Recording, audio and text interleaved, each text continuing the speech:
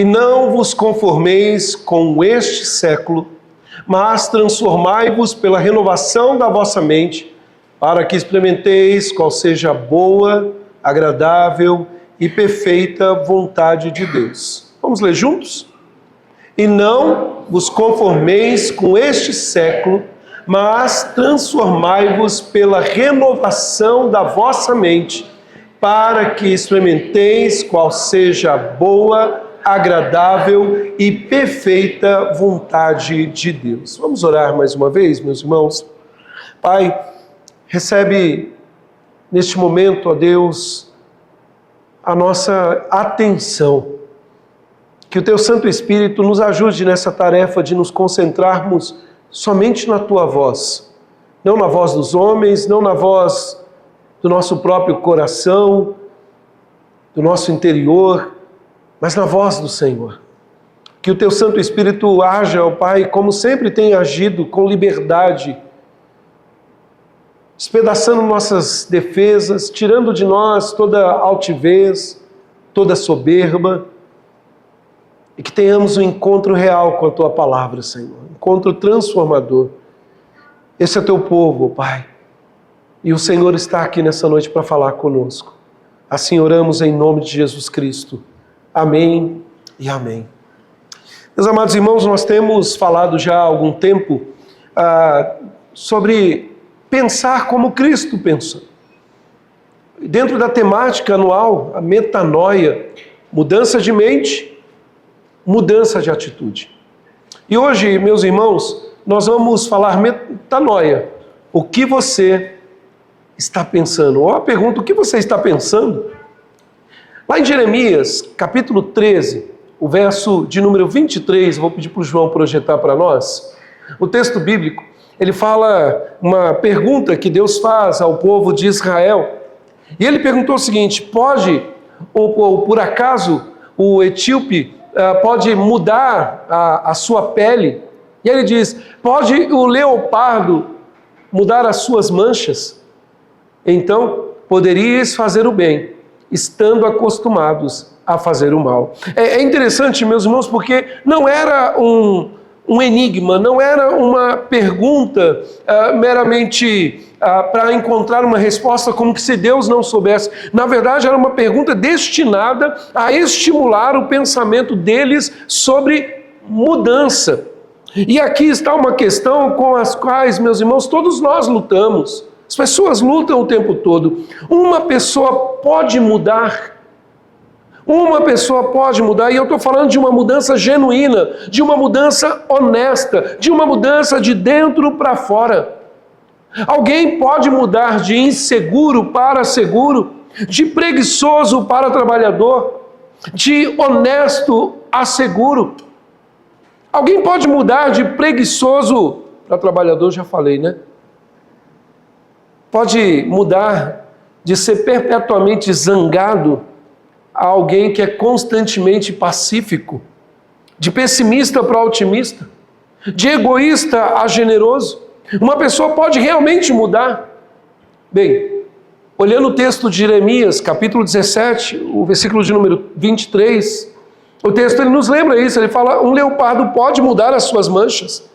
E a resposta de Deus a Israel foi: nem você pode fazer o bem se está acostumado a fazer o que é mal, a fazer o mal.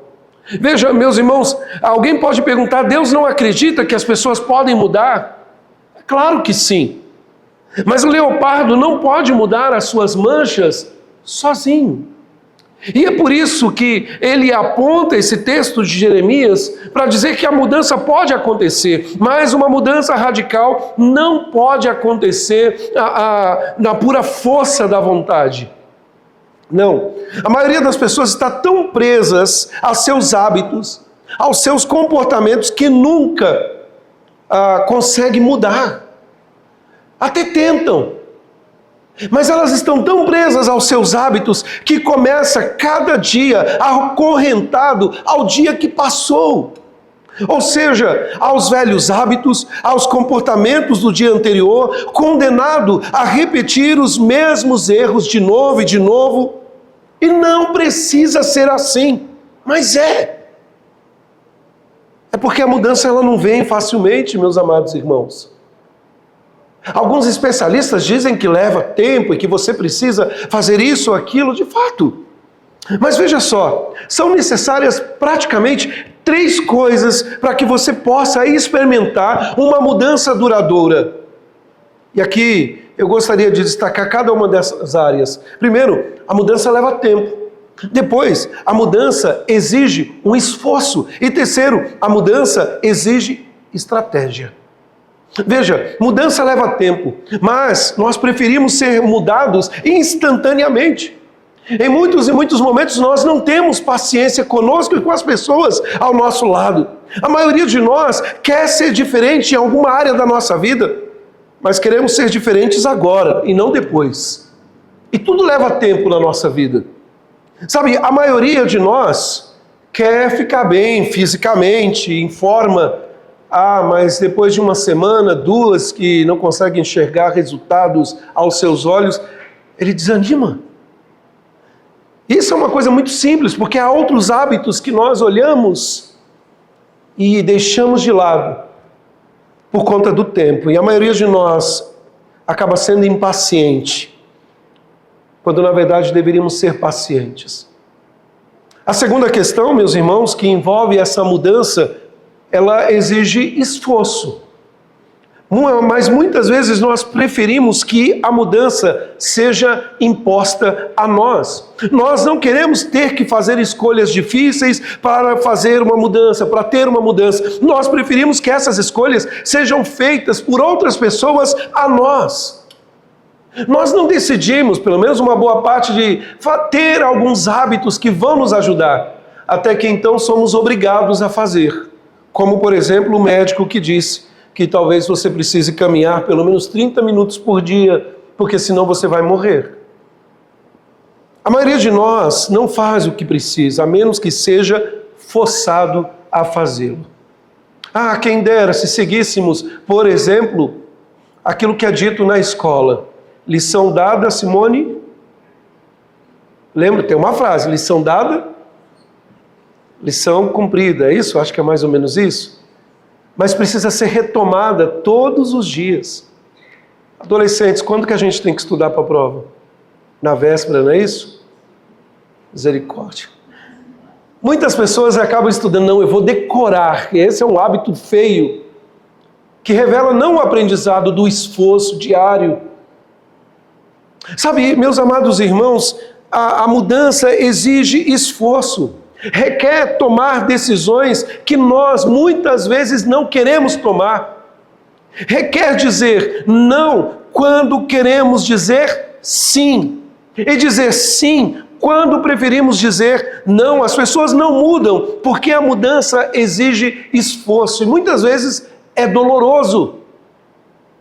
Agora, deixa eu te fazer uma pergunta nessa noite.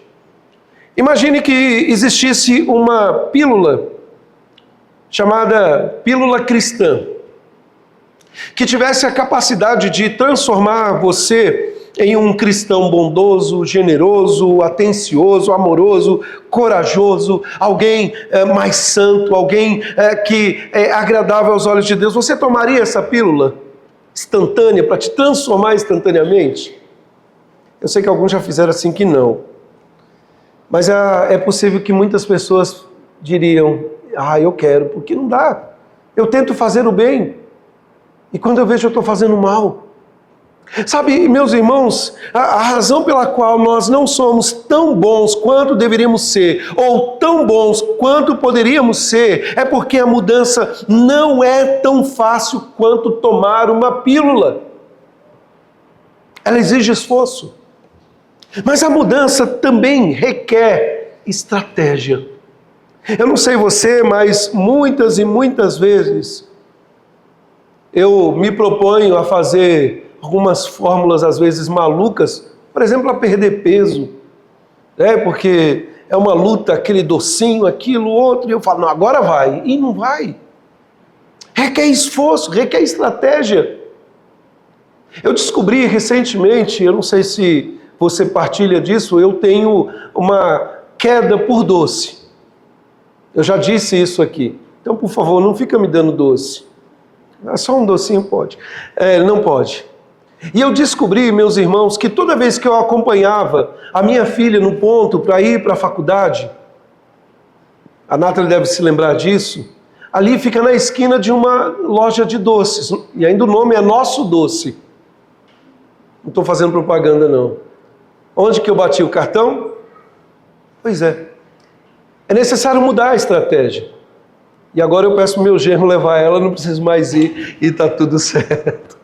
Sabe, meus irmãos, o problema é que muitas e muitas vezes nós não estamos definindo a estratégia correta, nós estamos agindo da mesma maneira, nós estamos seguindo o mesmo caminho. No momento em que nós tentamos descobrir a fórmula mágica para entrar numa rotina, para uma mudança, às vezes falhamos no esforço, às vezes não temos a paciência, e muitas vezes não estamos estabelecendo a estratégia correta. Mudança leva tempo, mudança leva esforço, mudança leva estratégia, e por causa disso, a mudança não acontece facilmente e não acontece com frequência.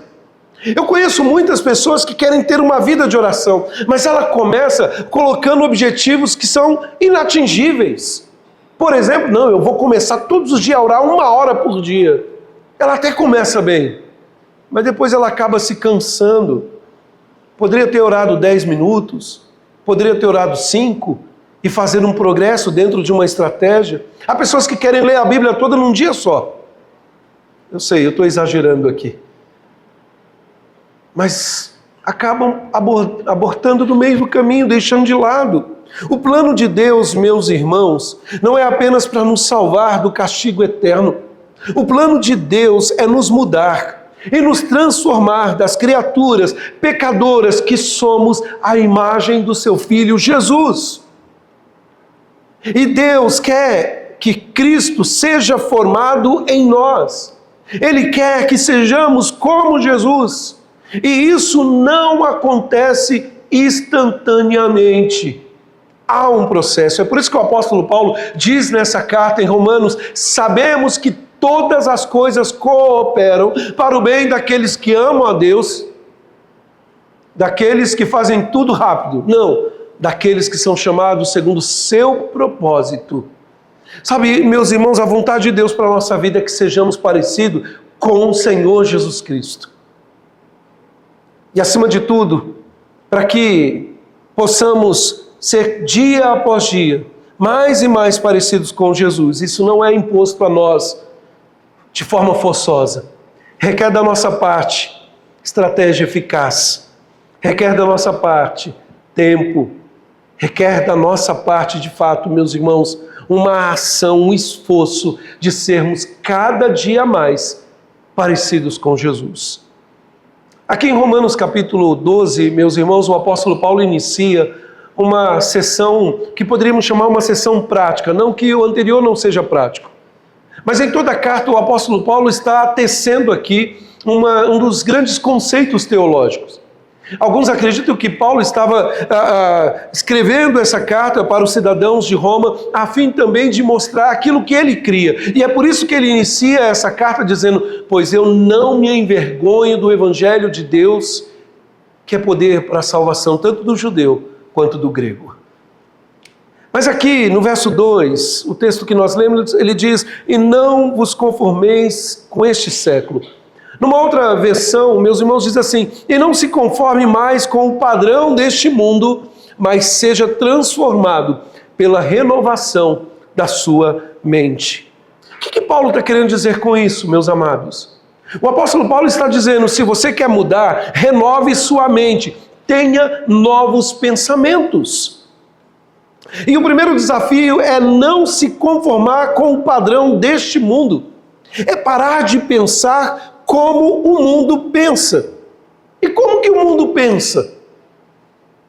Veja, meus amados, nós precisamos perceber que este mundo, para começar, diz que tudo que existe está pautado na existência material e na existência física, é tudo que nós podemos esperar. Esse mundo que nós estamos inseridos é um mundo que afirma que Tudo é ruim, é um lugar ruim e está piorando. É um mundo que diz que existe um relógio do Apocalipse, mas, na verdade, é assombroso porque está todo mundo tranquilo e levando a vida. Esse mundo que nós vivemos, ele diz que a esperança de nosso futuro depende da nossa prosperidade econômica e da nossa situação política. Esse mundo que nós vivemos, ele diz que a definição de certo e errado, ela muda não apenas de uma era para outra, mas muda de uma região para outra. Esse mundo que nós estamos inseridos, que o apóstolo Paulo diz que nós não devemos nos amoldar, ele diz que não há verdade absoluta. Até que você pergunta se ele crê nisso como uma verdade absoluta, e ele diz que não crê, porque não há verdade absoluta.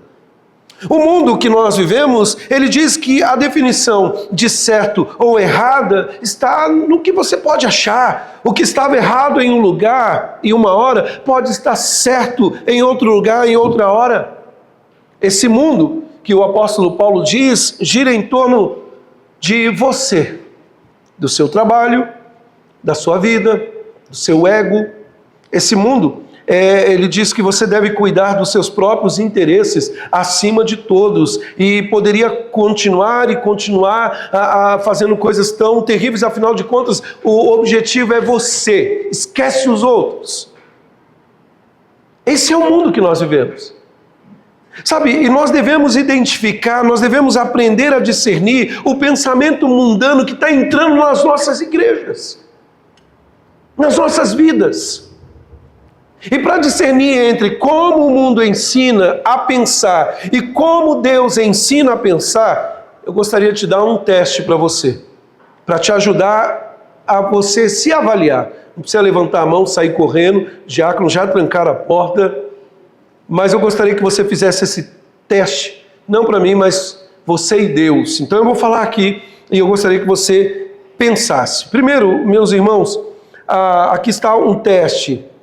Se uma linha de pensamento leva à desesperança e ao desespero, esse pensamento vem de Deus. Se tudo que você consegue pensar ocupa apenas desesperança e desespero, será que isso vem de Deus? Segundo, será que uma linha que leva o pensamento a uma maior compreensão do amor, da misericórdia, da graça, do perdão, da santidade, do poder, da majestade, em oposição àquele pensamento que só pensa no aqui e agora, será que esse vem de Deus? Ainda, meus irmãos, será que os pensamentos que têm permeado a sua mente são pensamentos apenas em conquistar o aqui e agora, sem refletir sobre a eternidade? Isso vem de Deus? Sabe, eu não estou falando, meus irmãos, nessa noite, é interessante porque o apóstolo Paulo afirma isso, transforme pela renovação da sua mente. Eu não estou falando aqui sobre o poder do pensamento positivo. Não. Eu estou falando sobre o poder do pensamento bíblico. Sabe, um escritor chamado Norman Vincent, ele costumava dizer o seguinte: mude seus pensamentos e você vai poder mudar o seu mundo. Mas sabe qual é o problema dessa frase? O problema é que parece muito mais fácil do que realmente é, e não é fácil. Leva tempo, exige esforço, requer estratégia. Veja só, meus irmãos, se nós desejamos experimentar a verdadeira transformação, nós devemos aprender a renovar a nossa mente de acordo com os princípios de Deus. E você deve entender isso. E entender que isso leva tempo, e entender que isso exige esforço, e entender que isso exige planejamento. Eu já ouvi, meus irmãos, pessoas dizerem o seguinte: eu tentei esse absurdo do pensamento positivo e não funcionou. Agora, é necessário deixar algo claro, meus irmãos, eu não estou falando, mais uma vez, do pensamento meramente positivo como um fim em si mesmo. Eu estou falando, meus irmãos, do pensamento bíblico, da mente voltada para as coisas do alto. Não é truque de mágica, não é fazer as coisas aparecerem ou desaparecerem. É um processo que deve ser vivenciado, de uma transformação total, completa. Então, eu vou passar os minutos aqui, meus irmãos, falando sobre estratégia, para te ajudar. Pelo menos 4 estratégias. Eu gostaria que você prestasse bastante atenção e aplicasse ao longo da semana.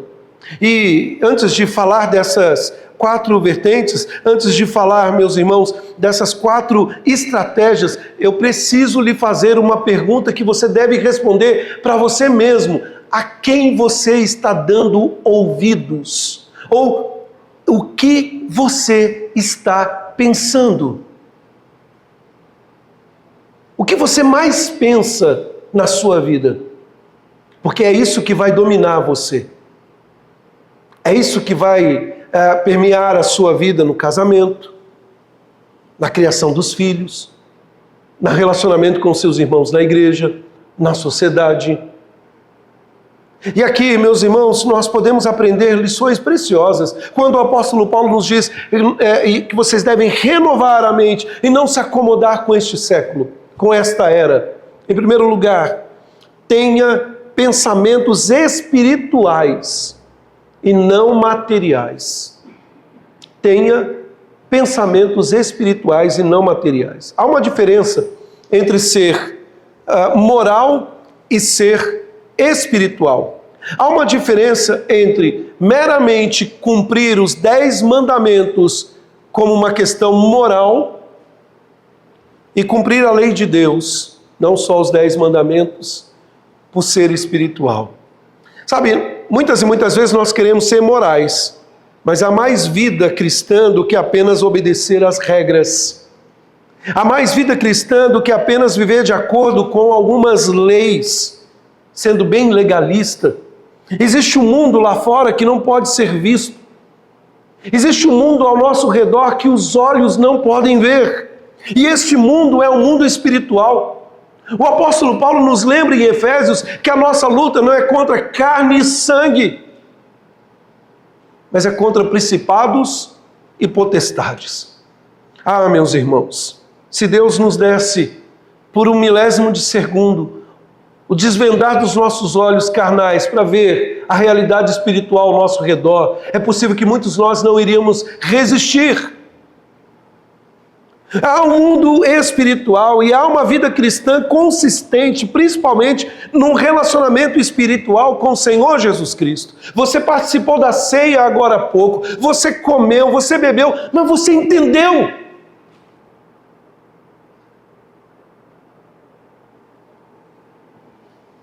Embora a aplicação seja prática desse relacionamento com Cristo, embora nós podemos ver nas ações, a fonte do relacionamento é espiritual.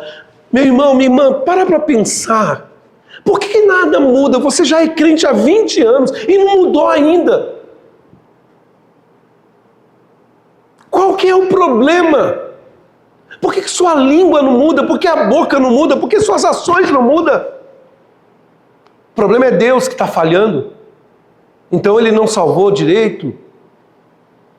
Sabe, meus irmãos, isso significa que nós precisamos aprender. Nós precisamos parar de ouvir as mensagens deste mundo. Nós precisamos, meus irmãos, estar atentos. Se uma música estiver cheia de mensagens imorais e materiais, jogue fora. Se o filme que você assiste estiver repleto de mensagens mundanas e imorais, não assista.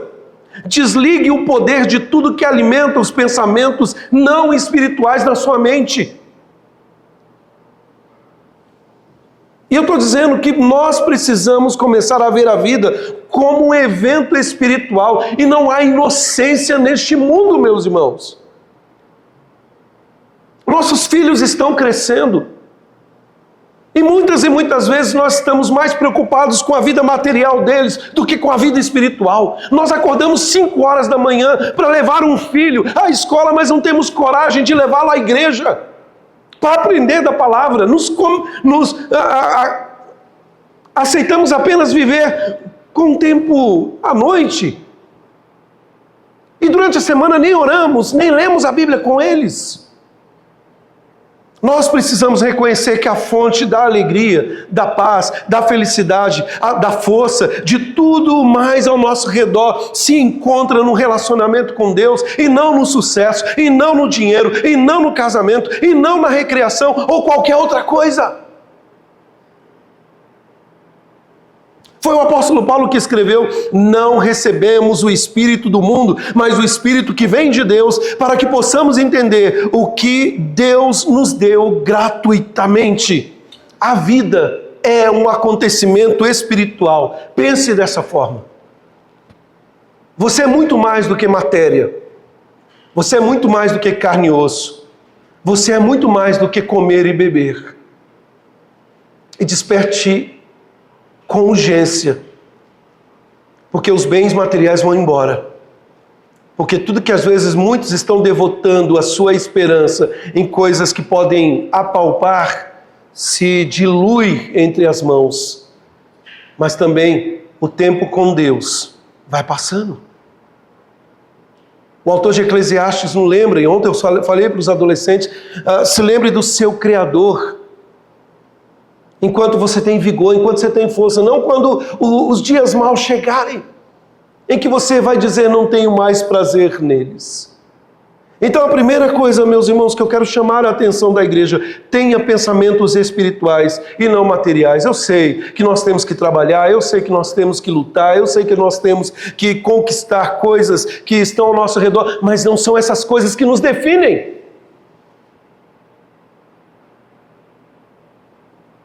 Não espere que Deus tire tudo de você para revelar o que há no seu coração. Ele fez isso com Jó. Foi ele que disse: está vendo meu servo Jó? E Jó passou num dos momentos mais terríveis. Mas a Bíblia diz que em tudo ele não pecou contra Deus. Se fosse com você, se fosse comigo. Segundo lugar, filtre os seus pensamentos. Filtre os seus pensamentos. Além de pensar no que é espiritual e não no material, filtre seus pensamentos. Sabe, meus irmãos, eu mencionei agora há pouco que essa mensagem não é sobre um pensamento positivo, mas sobre o pensamento bíblico. Embora nem todo pensamento positivo seja bíblico, todo pensamento bíblico é positivo. Sabe, meus irmãos, porque quando Deus está envolvido no resultado, é sempre bom. E a gente consegue passar pelas tormentas e pelas dificuldades, podendo dizer assim: Deus é bom. O tempo todo, Deus é bom. Mesmo quando não me favorece, mesmo que o processo seja doloroso, mesmo que você tenha que passar um período de provação, mesmo que você passe por um momento de deserto na sua vida, o resultado final é sempre bom. E se os seus pensamentos estão cheios de desesperança, de desespero, você não está pensando biblicamente. A sua mente está voltada apenas para o aqui e agora. Se você está sempre pensando como a economia deste país ou do mundo ao redor está ruim, em como a situação mundial está desesperadora, como nós estamos condenados diante de tantas mazelas e corrupção, você está obtendo apenas ideias deste mundo e não da palavra de Deus. Porque a palavra de Deus, ao ler o resto da história, Deus vence. Para aquele que está em Cristo, ele já é mais do que vencedor. Sabe, meu amado irmão, minha amada irmã, e eu preciso ser muito sincero com você. Essa é uma das áreas mais difíceis da nossa vida. Filtrar os pensamentos. Por natureza, nós nos deparamos com pessoas que são extremamente negativas. Pessoas que culpam tudo, que culpam seus genes ruins, que culpam seus irmãos ruins, uma série de coisas, mas nunca assumem a culpa por seus erros. Eu também luto com isso. Com momentos em que nos sentimos cansados e nos sentimos fracassados, todos nós podemos ter em alguma medida pensamentos que são assim.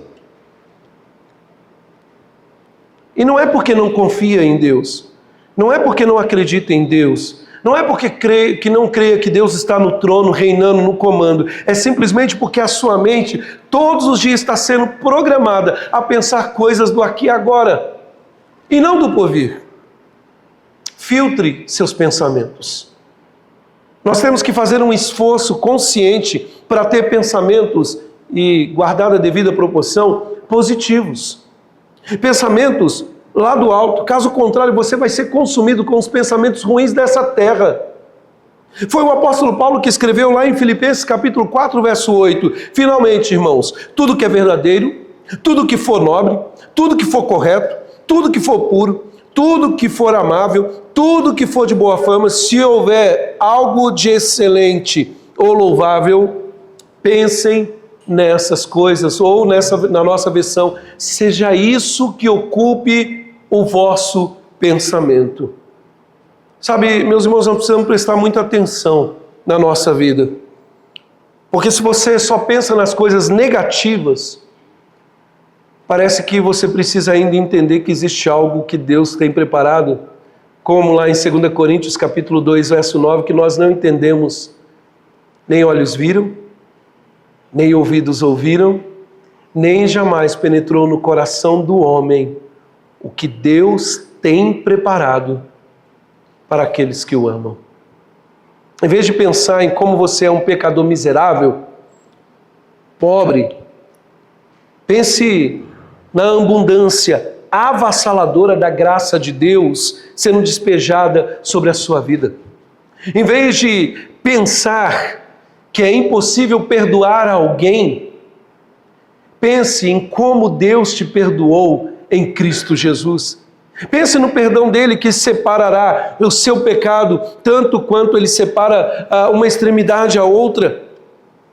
Em vez de olhar para aquilo que você não tem nessa terra, e eu estou pensando em bens materiais, pense naquilo que você tem em Cristo Jesus. Você foi colocado nos lugares celestiais.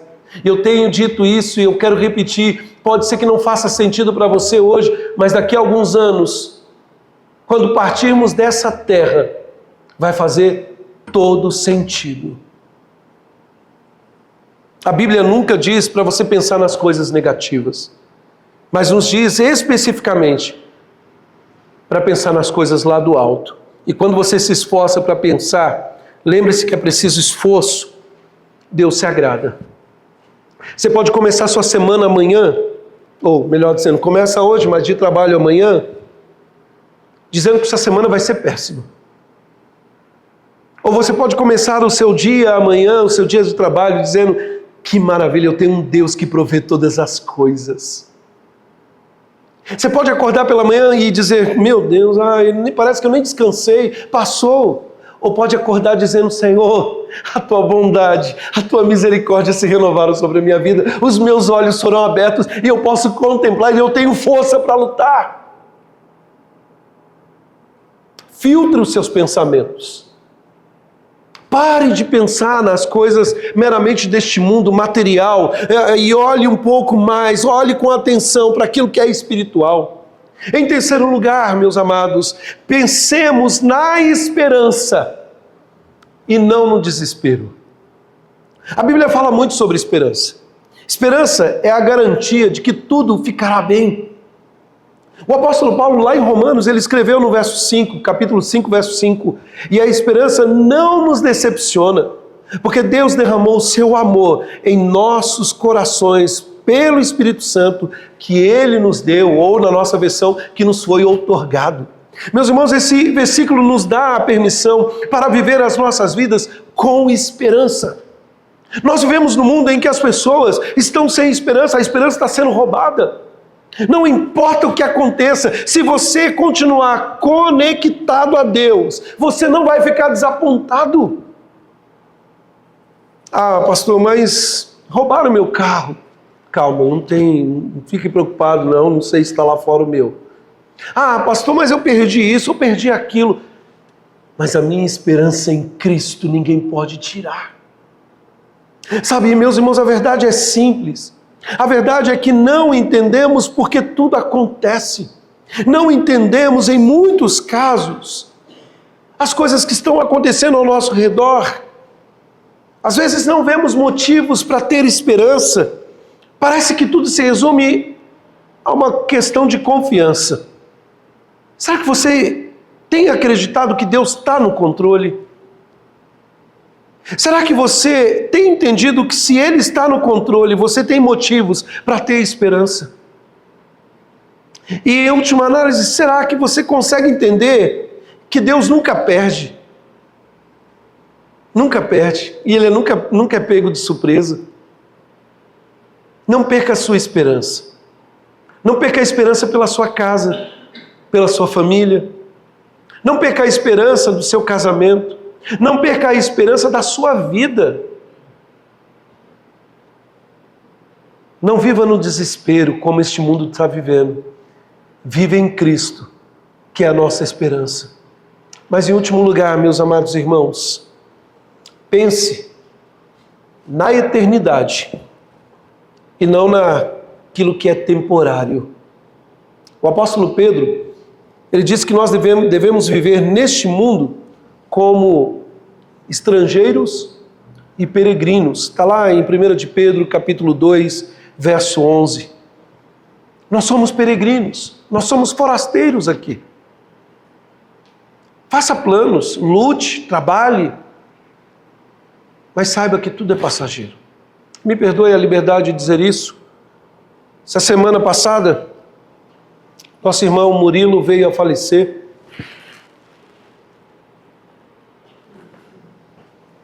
Estive com ele 24 horas antes, ele estava consciente, muito inchado. Conversamos e no dia seguinte ele já não estava mais aqui. Havia falecido. Teve velório, estivemos lá.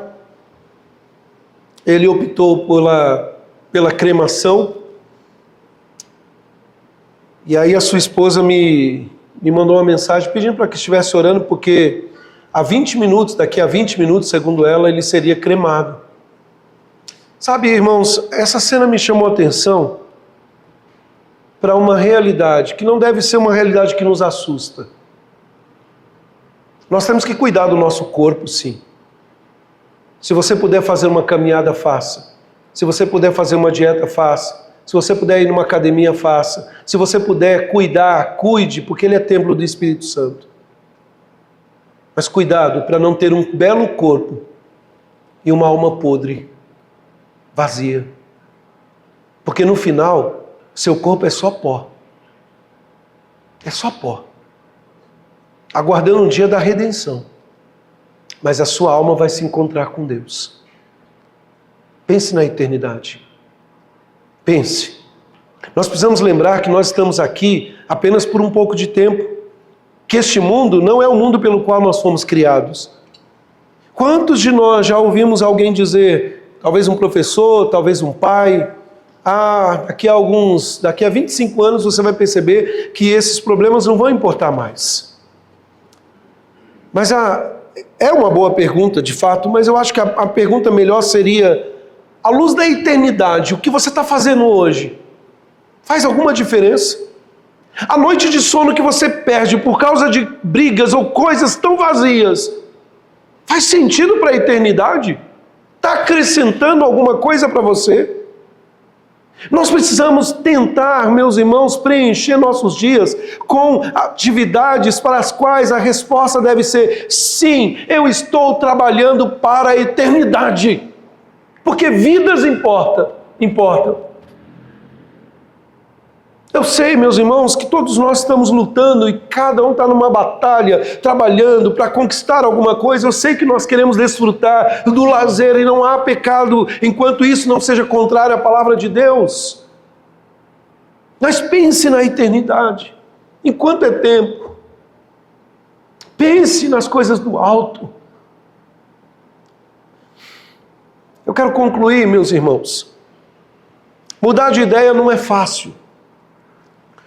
Porque pensar não é algo tão fácil quanto parece.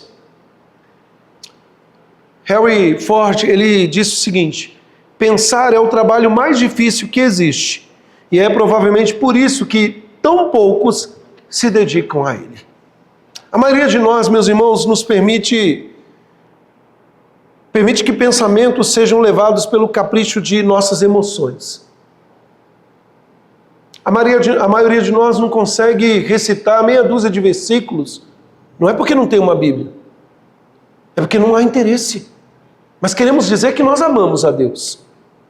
A maioria de nós passa a semana, muitas vezes, mergulhado nas redes sociais, vendo coisas tão vazias, mas não consegue passar tempo de oração.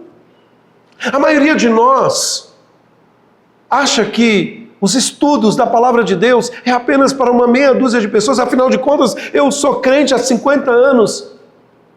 Mas a minha oração não patina, ela não sai do lugar, só fica naquilo. A minha vida só fica naquilo. A maioria de nós não consegue experimentar, como o apóstolo Paulo diz, qual seja a boa, perfeita e agradável vontade de Deus. A maioria de nós não tem experiência com Deus, só tem experiência material. No entanto, se você quer ter uma mudança duradoura hoje, você precisa assumir o controle dos seus pensamentos. Deus não vai te forçar a isso. Você precisa se encher do Espírito. Ele não vai mandar um anjo para abrir sua mente. Em vez de se conformar ou conformar os seus pensamentos com este mundo podre, para não dizer outra palavra, entenda qual é a vontade de Deus para a sua vida. Quando você for tentado a pensar no material, pense no espiritual. Quando você for tentado a pensar negativamente, faça o esforço para pensar biblicamente. Com isso eu estou dizendo de forma positiva, sabendo que no final é Deus. Quando você for tentado a ceder os pensamentos de desespero, dê um passo ousado e pense com esperança. Quando o mundo disser para você que não tem jeito para a tua casa, lembre-se que nós temos um Deus que basta uma palavra e Ele pode fazer todas as coisas novas. Você está hoje onde os seus pensamentos te levaram. Você vai estar amanhã onde os seus pensamentos te levarem. Nós podemos, e eu encerro aqui, meus irmãos, preste atenção, nós podemos levar uma vida cristã medíocre até o fim, ou podemos levar uma vida cristã com intensidade, não se importando o que os outros vão dizer, desde que eu esteja andando com uma vida santa e agradável diante de Deus, me preparando para aquele dia que eu vou me encontrar com o Senhor e Ele vai pedir conta de todos os meus pensamentos, de todas as minhas ações, de toda a minha vida.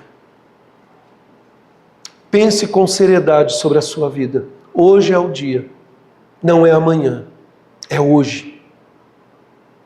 Você pode amanhã começar da mesma forma. Pode manter os mesmos projetos e manter a sua vida do mesmo jeito. Mas se pergunte, é isso que Deus quer para a sua vida? É isso? Mude os seus pensamentos. Não se amolde a este mundo. Eu disse na semana passada, e eu quero reforçar isso. Nós temos que aprender a dinâmica do mais um. Não são os grandes passos. É uma rotina que requer de nós luta. É controlar meus pensamentos. É blindar aquilo que tem entrado nos meus ouvidos. Lutero diz que eu não posso impedir que um pássaro sobrevoe minha cabeça. Eu não posso. Mas eu posso impedir que ele faça ninho na minha cabeça. Pense nisso nessa noite. Você quer mudança? Eu quero. Eu quero. Eu sou pecador. Eu quero ser mais parecido com Jesus. Eu quero que as pessoas não vejam o Pedro, mas vejam Jesus na minha vida. E se você quer isso, é necessário mudar o seu pensamento. O que você está pensando? Em que mundo você está vivendo? Na glória? Já almejando a eternidade? Ou naqui e agora? Vamos ficar de pé, vamos orar?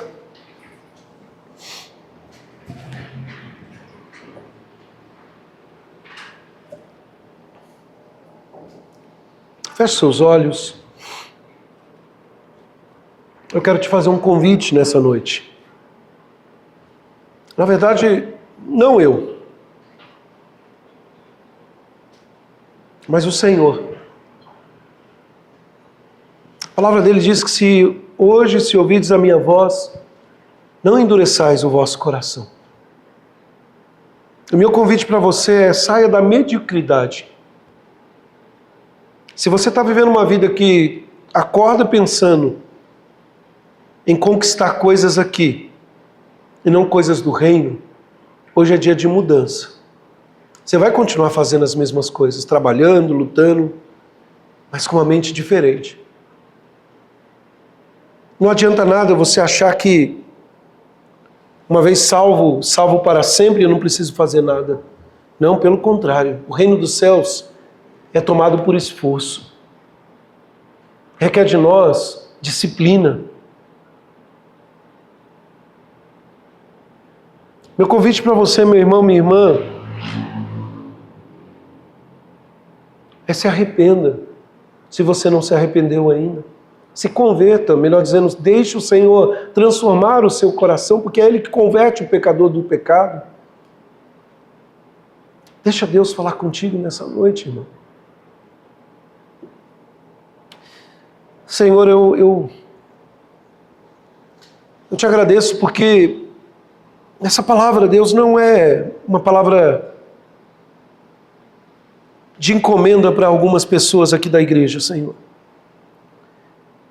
Essa palavra é uma palavra de encomenda para todos nós, porque ela vem do céu, ela vem do Senhor. Deus, há tantas coisas que têm povoado a nossa mente, pensamentos que muitas vezes são destrutivos, pensamentos que muitas vezes têm desagradado a Ti, Senhor, pensamentos que têm nos levado para longe de Ti.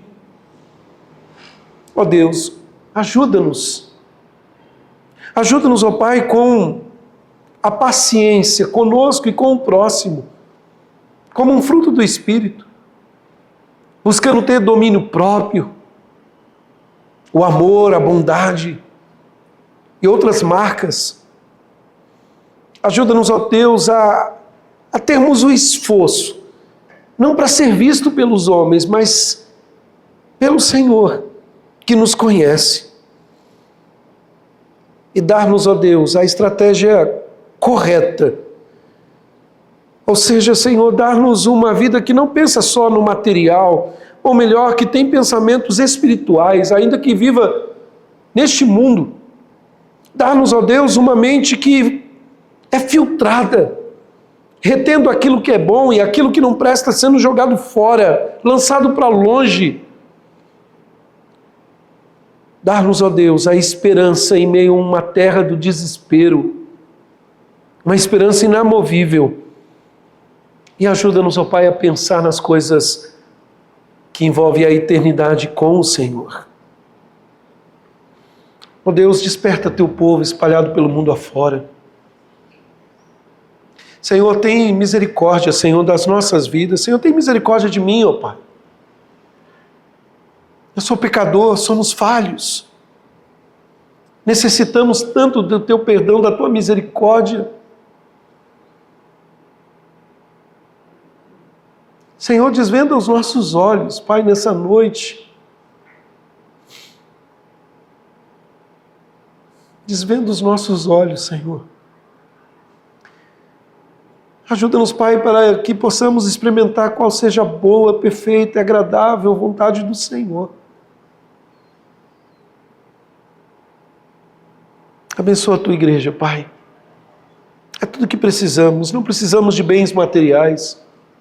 Não, nós podemos lutar. Nós podemos conquistar esses bens materiais com a força que o Senhor nos dá diariamente. Mas dar-nos a maior bênção, Pai, que é de andar contigo e poder sentir o poder do Espírito Santo fluindo em nós. Senhor, enche-nos com Teu Espírito, Pai. Vivifica a Tua igreja, Pai. Nós oramos, Pai, confiados nos méritos de Cristo e em Cristo. E agora, meus amados irmãos, vós que antes não erais povo, mas agora sois povo de Deus. Vós que antes não tinhas misericórdia, mas agora alcançaste misericórdia. Que a graça do nosso Deus e Pai, que o amor de Jesus Cristo e a comunhão do Espírito Santo de Deus modele os nossos pensamentos, a nossa vida e nos dê a alegria de sermos o povo eleito de Deus nessa terra, hoje, amanhã e por todo sempre. Amém e amém, Jesus. Podeis assentar, meus amados irmãos.